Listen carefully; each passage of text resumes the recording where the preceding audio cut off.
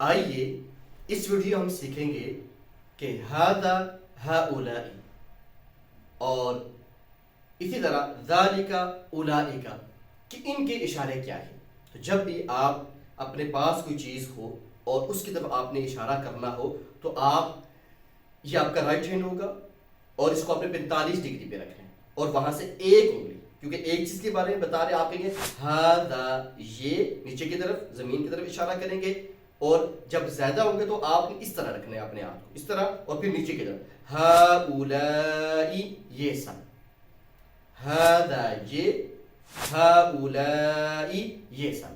اور اگر آپ نے دور کے لیے اشارہ کرنا ہے تو آپ کہیں گے ذالک وہ. دیکھیں اشارہ فل رائٹ ہینڈ رائٹ سائڈ پہ نہیں ہے، بالکل سامنے بھی نہیں ہے، یہاں 45 ڈگری پہ لائیں گے. آپ کہیں گے ذالک وہ، اولئک وہ سب. اور اسی طرح ہذا یہ، یعنی کوئی میل چیز ہے تو اس کے لیے آپ ہذا کا لفظ استعمال کرتے ہیں. اگر کوئی فیمیل چیز ہے تو اس کے لیے کون سا لفظ استعمال کریں گے؟ آپ کہیں گے ہذہ، لیفٹ ہینڈ کا استعمال ہوگا اور اسی ڈائریکشن میں 45 سینٹی گریڈ پہ جا کے آپ نیچے کی طرف اشارہ کریں گے ہذہ یہ.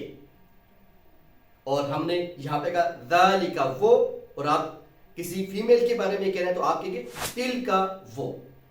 ذالک وہ یعنی وہ مرد، تلک وہ عورت.